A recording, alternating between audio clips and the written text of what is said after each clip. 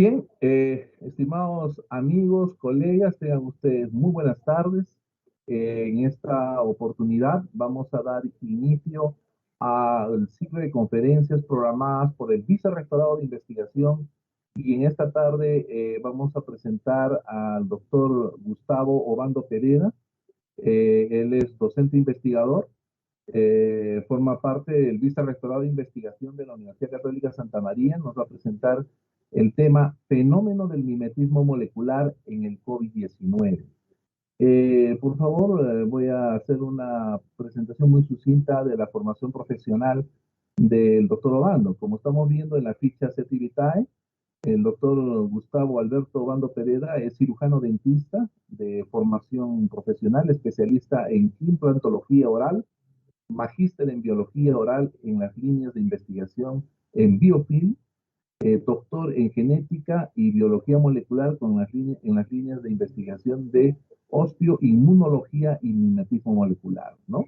Él ha sido clasificado por el Sistema de Ciencia, Tecnología e Innovación en el grupo que ahora se ha denominado Carlos Monge en el nivel 4, y dentro de la formación y posición académica y profesional del doctor Gustavo Obando presenta las afiliaciones del 2008 al 11 en la Universidad Estatal de Campinas, en Brasil, en el Instituto Biológico de Sao Paulo, también en el año 2014, en el 2020, en la Facultad de Odontología de la Universidad Católica Santa María de Arequipa, y del 2016 a la actualidad la afiliación mantiene con nuestra universidad.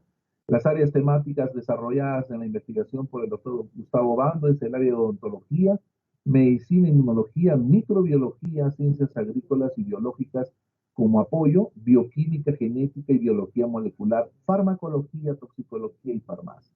Las métricas que tenemos del doctor Obando como investigador conceptuadas por Scopus es 11 artículos publicados en revistas indexadas de trayectoria internacional, aproximadamente al día de hoy 187 citas o citaciones de los trabajos publicados por el doctor Obando, y tiene un índice H de 4, ¿no? El índice H entonces marca la importancia y el valor de las citaciones que tiene el investigador. Y en esta tarde nos va a presentar la conferencia Fenómeno del mimetismo molecular en tiempos del COVID-19 del SARS-CoV-2.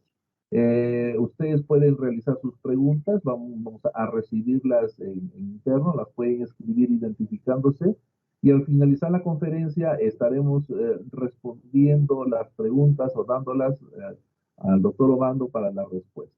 Finalmente, yo quiero felicitar al doctor Obando. Él es miembro del grupo de investigación de proteómica, inflamación y dolor, del cual yo soy el coordinador general del laboratorio, y él forma parte de este grupo de investigación tal como se encuentra registrado en la página de nuestra universidad. Sin más preámbulos, entonces damos el tiempo, doctor Obando, para la presentación de su conferencia.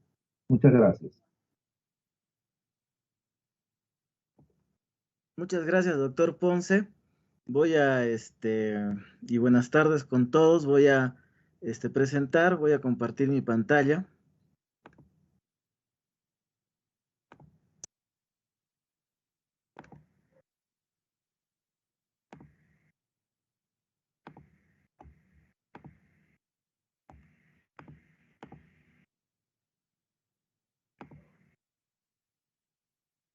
¿Se ve la pantalla?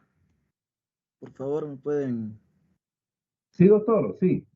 Sí. Está correcto. Perfecto. El tema que yo les voy a mostrar se intitula Fenómeno del mimetismo molecular en el COVID-19, que es un tema muy relevante con respecto a la pandemia, en el contexto de la pandemia, porque trata de explicar algunas activaciones y respuestas del sistema inmune frente a este nuevo patógeno. Es una enfermedad nueva, los tratamientos son nuevos, las vacunas son nuevas, y va a depender mucho de la activación del sistema inmune para poder, digamos, ver la sintomatología y cómo se va a desencadenar la enfermedad con respecto a un paciente determinado. Ese paciente, lógicamente, que tiene un perfil epigenético totalmente diferente, y es justamente esa característica que va a conllevar a la diferencia, digamos, entre sintomatología, ya sea leve, mediana, fuerte y con desenlace fatal de esta nueva enfermedad. Entonces, vamos a verificar el COVID. Resumidamente, es un virus RNA positivo, viene de la clasificación Coronavirae del genus beta coronavirus, posee 14 open reading frames, 14 aberturas dentro de su genoma, 4 proteínas estructurales. Las proteínas SPIC es la importante, donde casi toda la tecnología sobre vacunas está justamente en esa proteína de membrana, proteína de la envoltura, proteína de la nucleocápside y 16 proteínas no estructurales. Esas proteínas no estructurales están dentro del genoma del COVID, y lógicamente que le va a dar una característica particular, porque hasta ahorita no se sabe cuál es la función justamente de esas proteínas. Están descritas, digamos, algunas ya comienzan a tener, digamos, indicaciones de algunas funciones, pero el resto como que todavía no se sabe a ciencia cierta cómo funciona. Como ustedes ven, el genoma del coronavirus es un genoma que es pequeño, pero que ha causado una gran, digamos, una gran propuesta dentro de la medicina y dentro de las ciencias de la salud, porque todas las grandes farmacéuticas, los grandes investigadores con este pequeño proteoma o genoma están estudiando, y se ha convertido, digamos, en una carrera académica, carrera laboratorial, carrera de quién saca la mejor vacuna contra las diferentes mutaciones, variantes de este virus. Este virus, en la actualidad, este gráfico lo he sacado hoy día, está más o menos con casos confirmados de casi 231 billones, casi 5 millones de óbitos, siendo que en el Perú casos confirmados hay alrededor de 2 millones, y lógicamente óbitos se acercan a los 200.000 óbitos. En todo el mundo ya tenemos casi 5 billones de vacunas administradas. ¿Cuál es la relación que nosotros podemos tender o relacionar entre las enfermedades autoinmunes y este nuevo virus? En un artículo publicado por Liu en el año pasado, vemos que la respuesta para el COVID-19 se maneja en dos etapas: la inmunidad innata y la inmunidad adaptativa. La inmunidad innata, nosotros sabemos que existen células especiales como macrófagos, células MAS y los neutrófilos, y la inmunidad adaptativa ya comienzan a haber células ya especializadas como los linfocitos, que se van a encargar de verificar o, digamos, expresar una inmunidad totalmente específica. Siendo así, la respuesta contra este nuevo virus de la inmunidad innata se refleja a lo que se denomina tormenta de citocinas, que nosotros la hemos podido ver en algunos episodios, digamos, relacionados con lo que es el paciente ya en UCI. Y lamentablemente esta tormenta de citocinas, que es incontrolable, provoca justamente la neumonía típica y por consecuencia el óbito en los pacientes.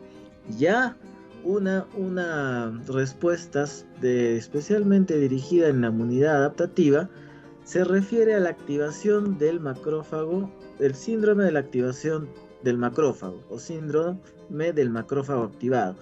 Estas dos características, porque nosotros sabemos que inmunología simplemente para la forma docente se divide en dos, pero las respuestas se dan concomitantemente.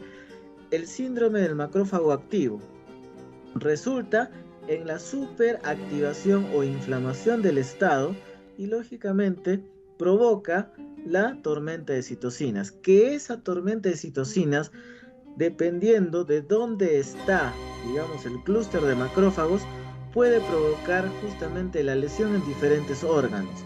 Y lógicamente va a provocar en sí una respuesta inmunitaria, ¿ya?, que va a lesionar tejidos. Simplemente si nosotros conceptualizamos que una enfermedad inmunitaria va a dañar tejidos, dependiendo del perfil citocínico, nosotros estamos hablando justamente de una enfermedad autoinmune.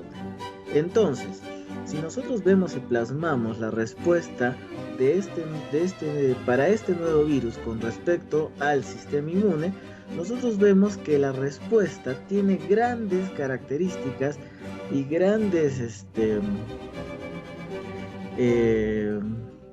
procesos inmunológicos totalmente relacionados a lo que es una enfermedad autoinmune. Pero, ¿qué es lo que va a provocar justamente la reacción de ese sistema inmune? Es justamente el fenómeno del mimetismo molecular, el cual lo vamos a ir definiendo en el transcurso de esta ponencia. Perfecto. También el autor encontró algunas inmunopatogenias relacionadas con enfermedades autoinmunes similares justamente a la patogenia del COVID-19. Por ejemplo, en lo que es la activación del sistema inmune innato, sobre todo las células del sistema inmune innato, se refiere a la sobreactivación de monocitos, macrófagos, neutrófilos, células más, inclusive se ve el incremento de las natural killer. Las natural killer, como sabemos, son especialistas en inhibir y inducir apoptosis células contaminadas con virus. Ya en el sistema inmune adaptativo vemos que hay un decréscimo de las células T, células B alteradas y una una disregulación de las células T y B. Eso lo vamos a ver conforme vayamos explicando la ponencia. Los perfiles citocínicos y vemos un incremento de un perfil citocínico más inflamatorio, donde hay un mayor incremento sobre todo en interleucina 6. Si nosotros vemos y revisamos la literatura ya publicada, vemos que ese incremento del perfil citocínico está relacionada simplemente con un estado inflamatorio. ¿Y quién da ese estado inflamatorio? Justamente el macrófago subtipo 1 inflamatorio, el cual va a regular todas estas citocinas, para lo cual se va a traducir justamente en la activación del macrófago, que se le conoce como un síndrome. Ese síndrome de activación del macrófago, que supuestamente la da y la organiza el sistema inmune adaptativo, va a conllevar justamente a un estado hiperinflamatorio, tormenta de citocinas, en la cual va a causar justamente el daño del órgano donde está justamente el clúster de macrófagos. Autoanticuerpos. También nosotros vemos que dentro de la patología COVID, nosotros estamos viendo muchas enfermedades autoinmunes que están apareciendo después justamente de la infección del COVID. Sin embargo, no sabemos con seguridad cuál es el mecanismo por el cual estas enfermedades aparecen después del COVID. Ahorita vamos a hipotetizar un poco con respecto al origen y a la etiología de esas enfermedades después de una infección por COVID. Condiciones clínicas. Tenemos lo principal que nosotros hemos escuchado, lisis hemática, decrecimiento del contagio de células blancas, tormenta de citocinas, síndrome del macrófago activado, condiciones procoagulantes o coagulatorias, el cual nosotros hemos visto dentro del manejo clínico del paciente en la literatura, que conlleva justamente a procesos, digamos, de coagulaciones pequeñas que va a producir pequeños infartos, algún clúster específico de células como el macrófago, la inhibición o desaparecimiento de otro tipo de clúster celular, etc. Y otro tipo de inmunopatogénesis como realmente incremento de niveles de sustancias de peligro, y sobre todo mimetismo molecular. Dado esta consideración, también nosotros podemos encontrar dentro de algunos manuscritos científicos cómo esta patología del COVID tiene mucha relación justamente con el origen de enfermedades autoinmunes. Este es un gráfico simple en el cual vemos que células que van a, digamos, estar en íntimo contacto con el virus, estas van a procesar el virus y lógicamente va a comenzar la respuesta inflamatoria. Vemos una respuesta de la inmunidad innata, que es una hiperinflamación, ¿ok? Donde nosotros podemos ver tormenta de citocinas, enfermedad de Still, sobre todo el síndrome del macrófago activado dentro de las principales. Y una vez que este macrófago se active, lógicamente que va a producir interleucina 1 principalmente. Entonces, al momento que nosotros vemos que ya hay la presencia de interleucina 1, nosotros estamos viendo que la participación de justamente los inflamosomas. El inflamosoma está activándose a este macrófago, digamos, naive, virgen, va a cambiar todo su fenotipo a un macrófago inflamatorio, para lo cual ya va a comenzar a superexpresar la interleucina 6. En otro sentido, cuando ya comienza a ver justamente la presentación de un epítopo específico y además la activación del sistema inmune adaptativo, nosotros ya podemos ver que el macrófago presenta epítopos específicos justamente a los linfocitos, que son ellos los capaces de producir una respuesta efectora, una respuesta plasmática, la cual va a contribuir justamente a la adquisición de una memoria inmunológica. Y la respuesta efectora, así como la plasmática por medio de anticuerpos, esta respuesta va a tender a ser específica. Entonces la pregunta está: ¿qué epítopo es presentado por el macrófago para activar una respuesta inmune adaptativa capaz de destruir a lo propio y provocar lógicamente una enfermedad autoinmune? Entonces, en el epítopo justamente está la explicación. Nosotros vemos y sabemos por inmunología que la educación de los linfocitos, sobre todo los T, se da en el timo. La primera educación que se da en la corteza tienen que reconocer la molécula del complejo de histocompatibilidad mayor 2, la restricción a esa molécula. La segunda etapa, la segunda educación que se da en la médula, está restringida a reconocer o al reconocimiento de autoepítopos. Todas las células profesionales que están ahí en el timo están presentando proteínas nuestras recicladas, ¿ok? En la cual, si el linfocito reconoce ese autoepítopo, si sale del timo, podría provocar una enfermedad autoinmune. Entonces, esas células van a inducir a ese linfocito autorreactivo, digamos, a apoptosis. Muere ese linfocito porque si sale va a causar un daño. Entonces, los linfocitos que salen del timo no van a tener que reactivarse o activarse mediante un autoepítopo.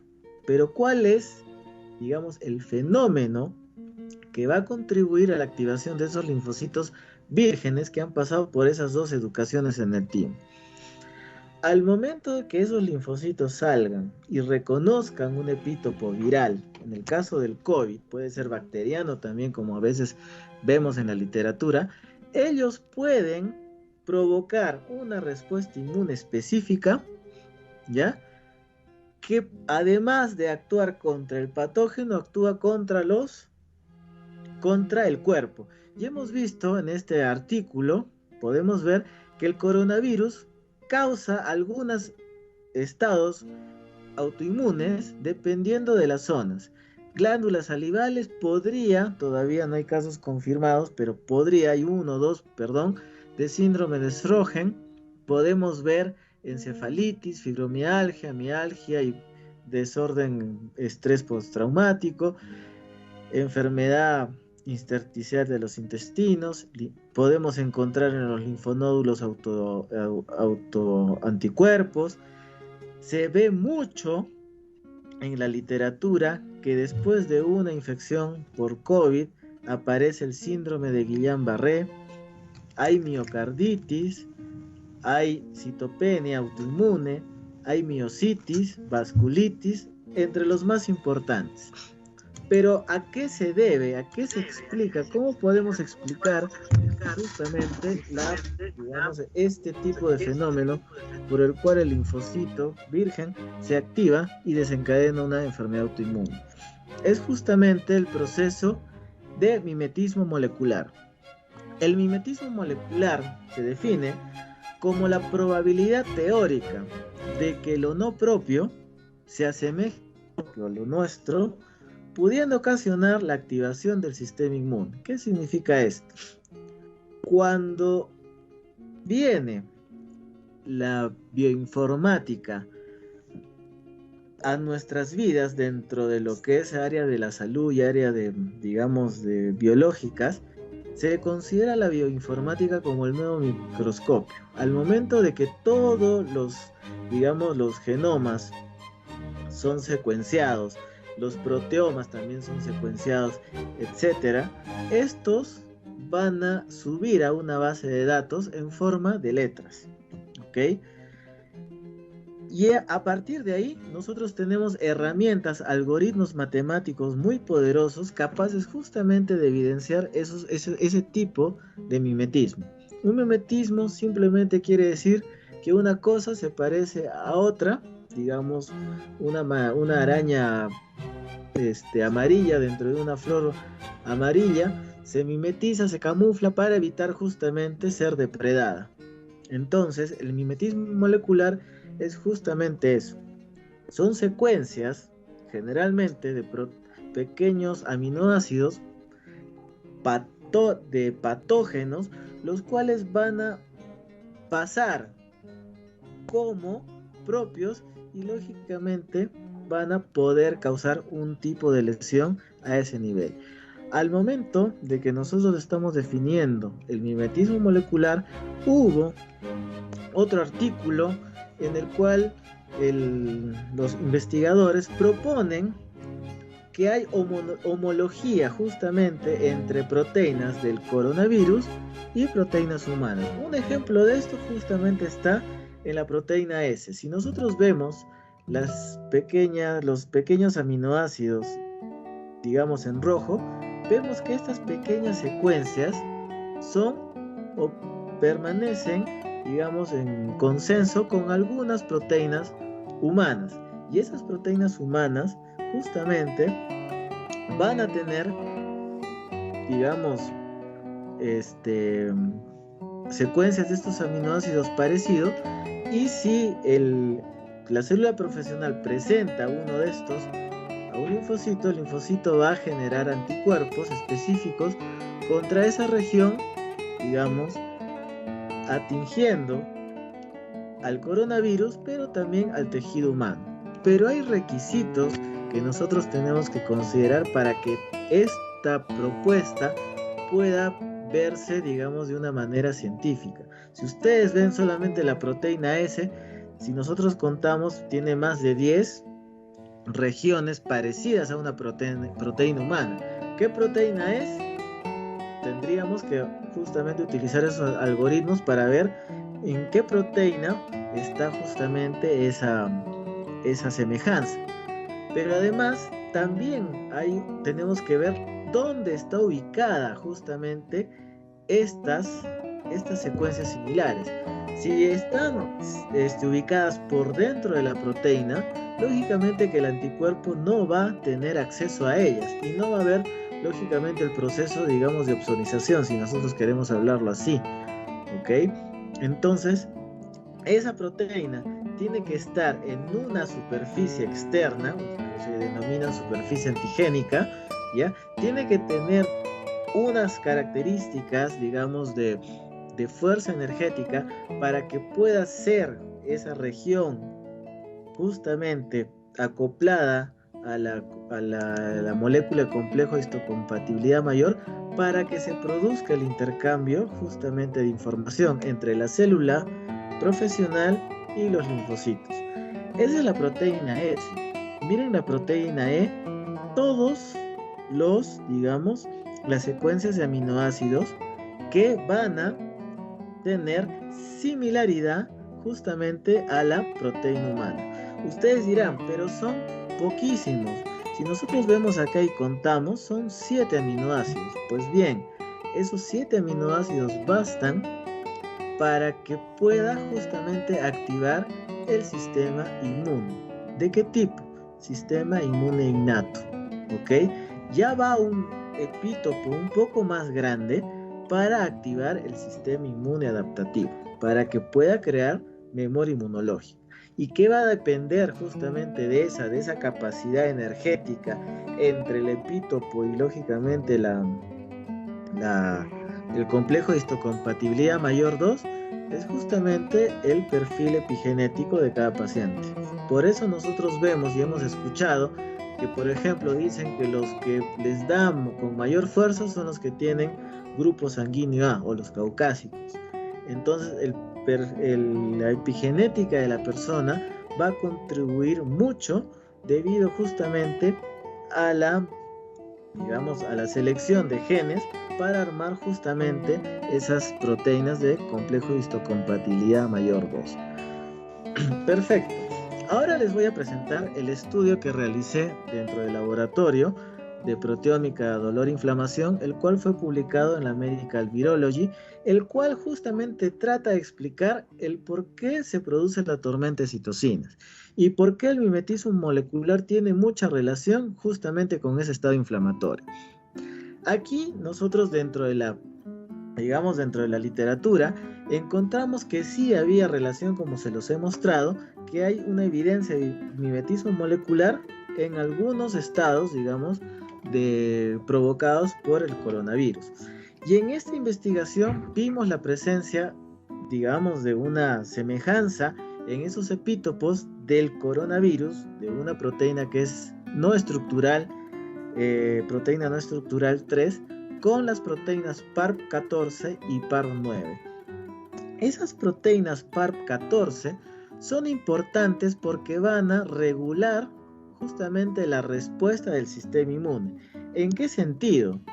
En el sentido de la polarización de los macrófagos. Entonces estamos viendo que el macrófago se polariza en un macrófago inflamatorio y se puede polarizar en un macrófago antiinflamatorio, el cual tiene que ver mucho con reparo y regeneración de tejidos y regulación justamente de la respuesta inmune.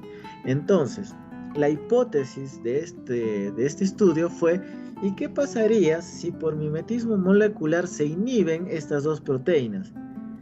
Si se inhibiesen esas dos proteínas, lógicamente que va a causar la depresión de la regulación inmune, por lo cual la polarización se va a ir a un estado hiperinflamatorio, causando lógicamente la tormenta de citocinas. ¿Cómo fue realizado el estudio? Vamos a ver. ¿Por qué es importante justamente las moléculas PAR? Las moléculas PAR son importantes debido a que una de sus funciones es la reparación de DNA. Va a regular el proceso patológico justamente por la modulación de la respuesta inmune. Y la molécula PAR está presente justamente está expresándose cuando hay infecciones virales. Si esta se inhibe, ¿qué puede causar? Vamos a ver cuáles son las funciones específicas del PARP14 y del PARP9. Las dos son responsables de la activación de macrófagos. ¿Qué tipo de macrófagos? Macrófagos antiinflamatorios. ¿Qué significa esto? Que va supuestamente a modular la respuesta inmune. O sea, va a inhibir una respuesta activa de los macrófagos inflamatorios para después que vengan los macrófagos antiinflamatorios y puedan lógicamente modular la respuesta, y en un sistema podría haber la reparación de los tejidos o de la lesión. ¿Qué hace el PARP14? El PARP14 va a incrementar la expresión de interleucina 4, que es una interleucina netamente antiinflamatoria, por medio del STAT6, que es un regulador, y va a provocar la activación del macrófago antiinflamatorio, el perfil M2. Va a conllevar, cuando se active ese macrófago, a la homeostasis inmunológica, va a deprimir la activación de un estado inflamatorio para que vengan justamente a reparar esa zona, ¿ya? Y va a regular la función, lógicamente, de los M1 o los macrófagos inflamatorios. Y el PARP9, que conjuntamente con el 14 va a regular la activación de los macrófagos y está presente en la respuesta viral mediante la expresión del interferón. Ya ustedes vean la importancia justamente de esas dos proteínas. ¿Qué pasa si se inhiben esas proteínas? Lógicamente no va a haber una polarización, antiinflamatoria del macrófago, sino va a haber una polarización inflamatoria del macrófago. ¿Qué va a pasar si se inhibe PAR9? No va a haber una respuesta viral específica, o contundente, especializada, del sistema inmune contra algún virus. Y eso es lo que nosotros estamos proponiendo. Si nosotros vemos en el siguiente gráfico, nosotros vemos que la secuencia consenso, por así llamarla, que está, semejante del coronavirus a las proteínas PAR14 y PAR9, nosotros vemos que tienen una gran homología, ¿ok? Y si nosotros vemos en la parte estructural, en la secuencia estructural, nosotros vemos que guardan homología estructural comparado con la proteína NSP3 del coronavirus. Si ustedes ven acá el NSP3, el ORF, el Open Reading Frame 1 o 1AB, contiene lógicamente esa proteína no estructural 3 del coronavirus, por eso lo colocamos. ¿Ok? Entonces esas proteínas del coronavirus guardan una similaridad, no solamente estructural, sino también una similaridad secuencial, la cual probablemente, si nosotros ya vamos un poco más a la teoría, porque supuestamente el mimetismo molecular es la probabilidad teórica, podemos suponer de que puede darse justamente este reconocimiento y esta presentación de estos pequeños epítopos que bastarían suficiente para activar una respuesta inmunológica adaptativa capaz justamente de generar una respuesta específica contra este epítopo viral, pero también con epítopos del propio.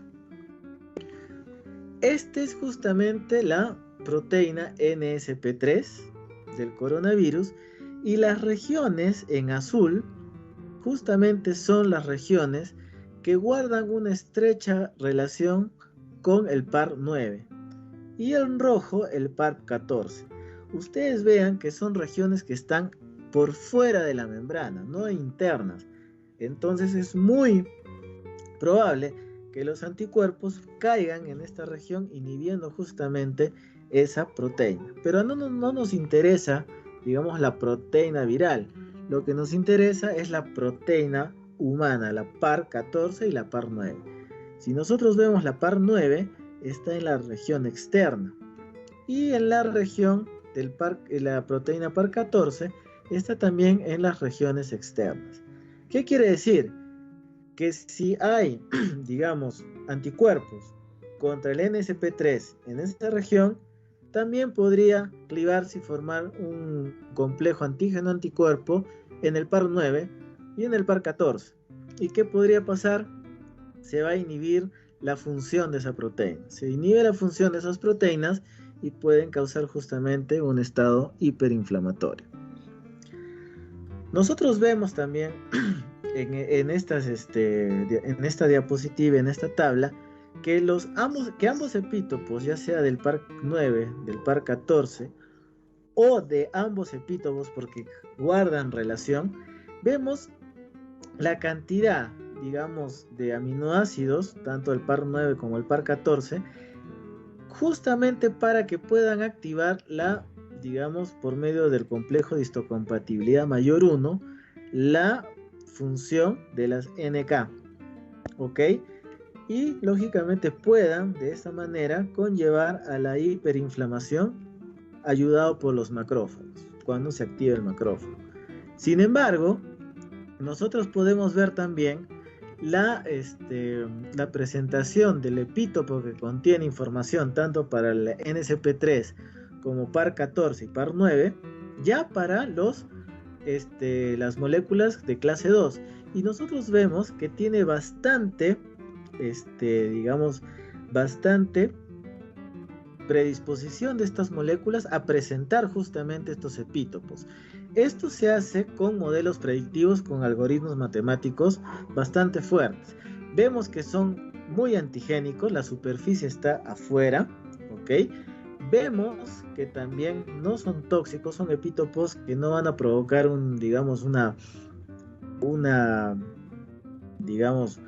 una actividad tóxica, y lógicamente estos no son alergenos, ¿ok? No van a provocar una respuesta, digamos, de hipersensibilidad.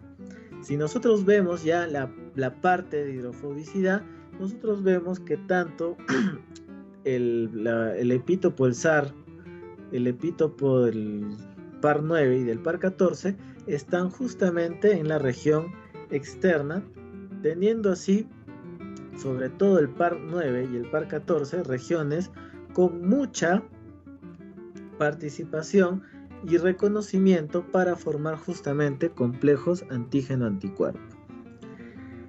Seguidamente nosotros hacemos el modelado de estos epítopos y vemos que generalmente tienen estructuras casi muy simples, salvo justamente la que va a ir a clivar a formar un complejo con la molécula de complejo de histocompatibilidad mayor 2.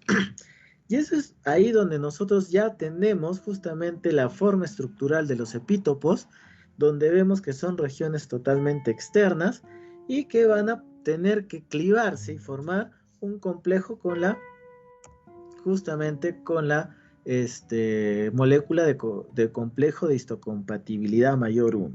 En este caso, el par 14, que está acá, forma un complejo y se mide justamente por cantidad de energía. En este caso, por kilocal por mol, menos 17, quiere decir que da una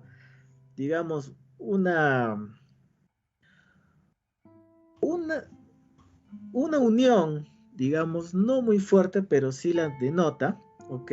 En comparación, digamos, al par 9, que ya tiene una unión un poco más fuerte. Este tipo de uniones lo que va a hacer es activar justamente las respuestas de las NK. Nosotros sabemos que una proteína viral lógicamente va a activar justamente las NK, pero vemos en la literatura que las NK son deficientes justamente en una respuesta por COVID-19, y eso lo vamos a explicar después. Y vemos el otro epítopo, el cual contiene información para el par 14 y el par 9, en donde hay una estabilidad eléctrica menos 37 kilocal por mol para justamente esta molécula del complejo de histocompatibilidad mayor 2. La diferencia es sustancial, pero nosotros tenemos que darnos cuenta que el epítopo para el complejo de histocompatibilidad mayor 2 es mucho más grande en comparación justamente a las moléculas, digamos, a los epítopos para el complejo de histocompatibilidad mayor 1. Ahora, teniendo todos estos resultados, nosotros tenemos que hipotetizar y presentar los eventos inmunes para los cuales justamente al momento de que haya la presentación de estos epítopos podría provocar justamente el mimetismo molecular y por consecuencia justamente una reacción autoinmune. ¿Cuáles fueron los hallazgos importantes? Nosotros tenemos que ver justamente para poder explicar esta hipótesis o esta teoría, la polarización de los macrófagos inflamatorios M1 o antiinflamatorio M2 es justamente importante para la función y respuesta inmune. Primero, el par14 va a polarizar los M2 por la expresión justamente de citocinas antiinflamatorias, especialmente la interleucina 4. Ya el par9 va a proteger contra infecciones virales por la expresión de interferón. ¿Qué va a pasar si hay la inhibición de la función del par14 y el par9? Es justamente que no va a haber una regulación de la homeostasis inmune y por consecuencia no va a haber una polarización hacia macrófagos antiinflamatorios. Por consecuencia, un déficit o la inhibición de la función de estas moléculas, par14 y par9, va a hacer que se polaricen macrófagos inflamatorios y por consecuencia se va a producir el síndrome del macrófago activo, que es una característica que se va a denotar en pacientes con COVID en estados totalmente fuertes o severos. ¿Okay? Ya esos estados inflamatorios se han visto que contienen mucha interleucina 6. ¿Qué hace esa interleucina 6? Es justamente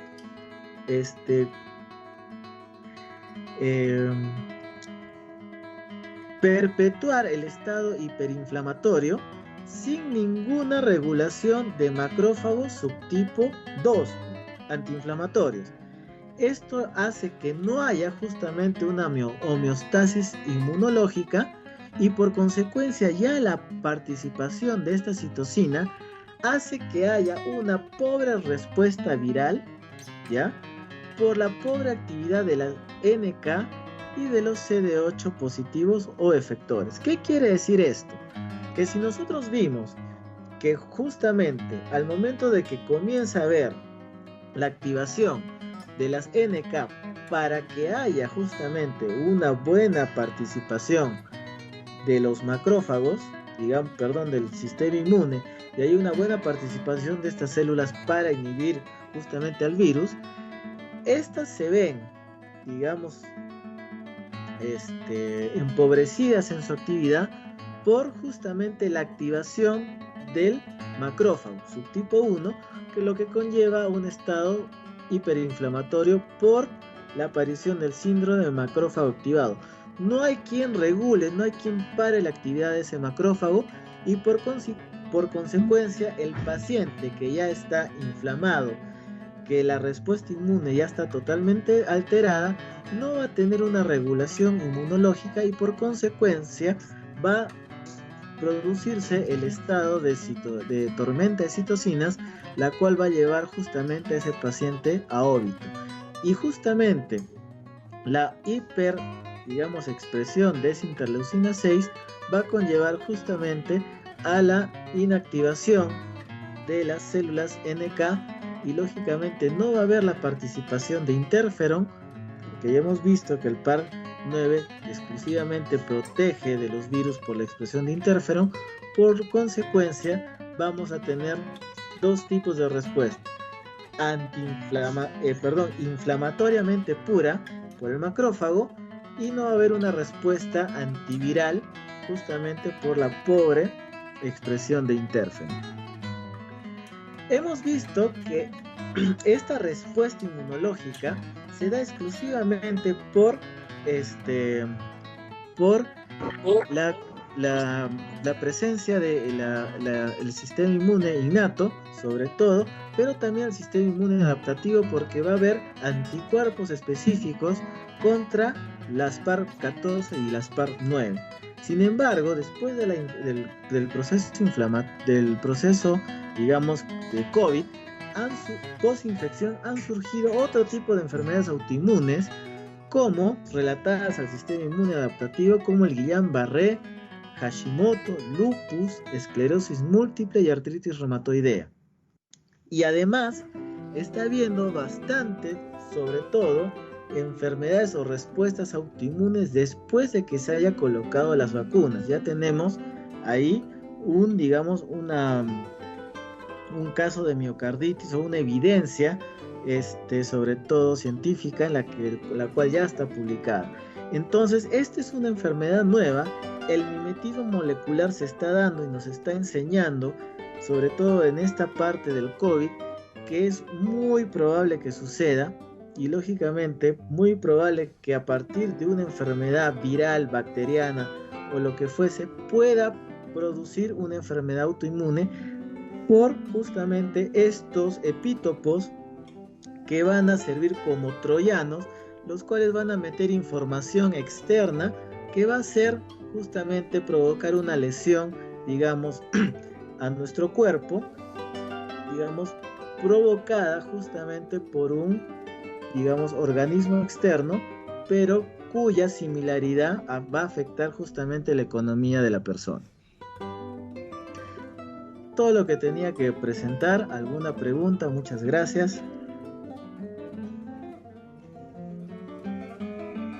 Muy bien, agradecemos al doctor Gustavo Bando por esta brillante presentación. En realidad nos ha ilustrado los fenómenos que suceden a través de este mimetismo molecular, donde las proteínas hablan un lenguaje muy particular, y lo hace a través de la secuencia, ¿no es cierto? Y las secuencias que guardan relación entre propias y extrañas terminan generando pues una manifestación fisiológica de comportamiento asociado a enfermedades como nos las ha presentado a lupus, ¿no? Yo creo que ha sido una presentación muy interesante, de vanguardia, y que lejos de repente mostrarnos la importancia que tiene la tecnología como la proteómica, etcétera, el valor que tiene de interpretar el fenómeno inmunológico frente a el SARS-CoV-2 ahora, y entender mejor los mecanismos de la famosa tormenta de citocinas, cómo es que se producen y cómo es que se activan, ¿no? Yo creo que allí está el detalle de la importancia de esta presentación, doctor Obando. Bien, no veo en el chat alguna pregunta. Yo creo que parece que hay alguna dificultad en la transmisión de las mismas. Sin embargo, quiero felicitar a doctor nuevamente por su presentación. Ahí hay una manito levantada. No sé si tenemos, tiene Jorge Alberto Aguilar Pineda, ¿no? No sé si tiene la autorización, tienen los permisos. Jorge Hola, Alberto, buenas tardes. Si me escuchan, sí tengo. Hola, doctores, buenas tardes. Sí tengo algunas preguntas bastante sencillas, porque creo que ya estamos sobre el tiempo. Doctor Obando, menciona que se hace un modelado sobre las proteínas en las cuales se está midiendo o se está observando los epítopos. ¿Qué tipo de modelado se hizo para construir precisamente estas proteínas? Hay algunas que ya son cristalizadas y ya están en los bancos de datos, pero si se hizo modelación, solo quiero saber eso. ¿Qué tipo de modelado se hizo para construirlas? Buenas, ¿qué tal, Jorge? Sí, algunas ya están ya en el banco del PDB, otras no estuvieron y se utilizó el iTizer para hacer justamente ese modelado. Ya, y referente a las energías de interacción, hablaba de los complejos de histocompatibilidad y las PAR. ¿Qué tipo de energía? Menciona unas energías. ¿Esas energías cómo se obtuvieron? Ya, para obtener esas energías, utilicé el algoritmo de HowDocs, que es laboratorio de un me parece de un chino, en donde ya el análisis ya lo hace él, ¿no? O sea, simplemente se coloca la molécula y el epítopo, ligante, y lógicamente ese tipo de análisis te lo bota el servidor, ¿no? Lo importante, yo no sé mucho manejar ese tipo de bioquímica de proteínas a nivel de ese tipo energético. Yo simplemente lo que hago es tomar la evidencia justamente para dar una hipótesis en el área de inmunología.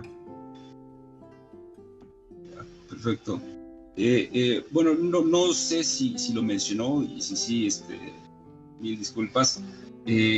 A partir de esa información, con lo que usted está investigando, ¿qué es lo que se observó? O sea, referente, claro, sobre los modelados y las proteínas in sílico.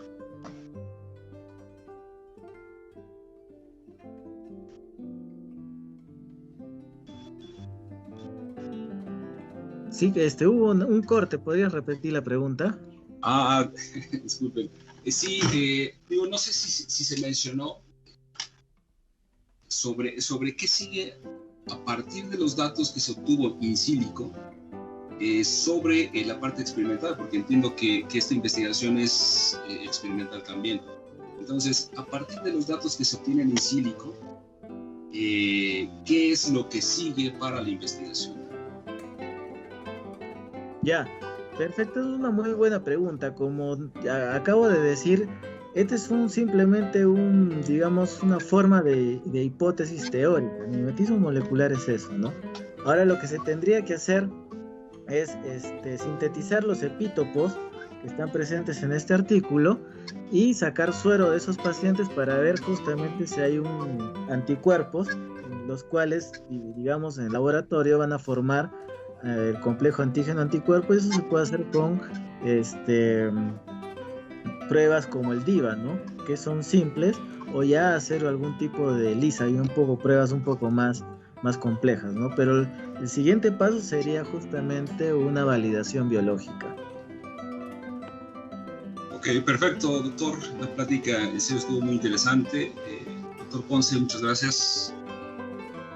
Excelente, Jorge, excelente, muy importante los aportes. Doctor Gustavo Bando nos mostró el valor que tiene pues estas regiones o los epítopos para generar una reacción cruzada. Jorge, definitivamente en una teorización podría estar funcionando y con los software de alineamiento y de estimulación podrían estar mostrando inclusive lo que en la química teórica se conoce como las energías de activación, etcétera. Sin embargo, en la práctica, inclusive a pesar de reproducir o sintetizar las regiones peptídicas correspondientes a esos epítopos, existe todo un misterio de parámetros en el modelamiento de la proteína, en la estructuración, que podrían no resultar tal como lo está planteando el doctor Obando. Entonces, de allí la importancia que tiene este trabajo del doctor Obando, ¿no es cierto, doctor?, en llevar al estudio, digamos, experimental, donde no es cierto, debemos esperar los postulados en la fase teórica. Doctor Obando, ¿no podría reforzar ahí?